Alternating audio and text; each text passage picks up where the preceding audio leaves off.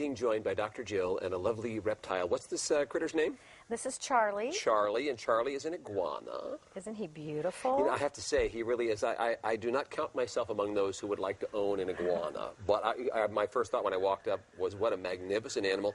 He's looking very closely at me, and I wanted to pet him, but I asked, do they bite? And you said? Yes, they do. Can I get away from the business end and maybe just see what he feels like? Sure, you can touch his tail. Yeah, I'll touch his tail down and here. If you feel, Paul, run your finger this direction. Can you feel your isn't that interesting? It's very smooth going that way, and clearly there are scales that make it very rough going the opposite direction. They're barbed, and that's one of their defense mechanisms. They will whip their tail, and they can slice you open with those barbs if you're not careful. I remember being on a beach in Costa Rica, and they were everywhere. Yep. Are they social animals among themselves? If you are going to have one, should you not have just one? What do you recommend? Right, nope, just one. They're not social with each other. In fact, I was in Tulum, Mexico a few weeks ago visiting the ruins, and some of the footage behind us is some of my video. Those were the spiny black iguanas.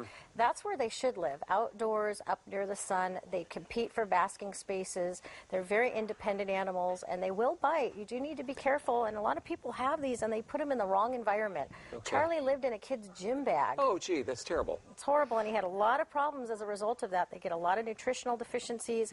They need pure sunlight. Well, and it's really worth pointing out, by the way, he matches your blouse beautifully. The color there is totally working. I'm so used to you coming on saying, here's a wonderful pet, or this is a wonderful pet, and really your message today is, this is not a good choice for a pet. You know, if you have an earning or a yearning to get a reptile, this isn't the best one. There are many good ones out there, turtles, tortoises.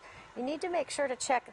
The Herpetological Society of Sacramento is an excellent resource. They have meetings every 3 to 4 months, and you can check out their website. Charlie's up for adoption on their website as well. Well, and you know, and it's not Charlie's fault that he's where he is now. So if there is somebody who would be an appropriate caretaker for Charlie, come take care of Charlie, because he's beautiful. I'm just not going to pet him.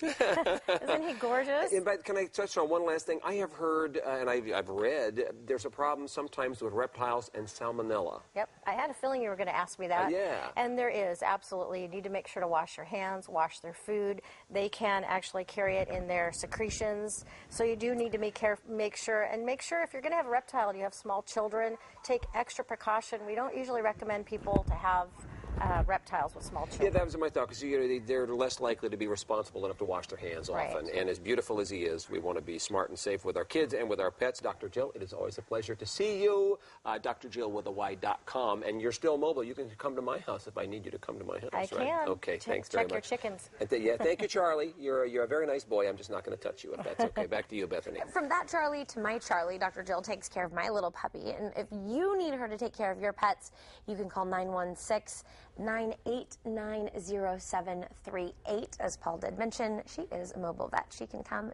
to you.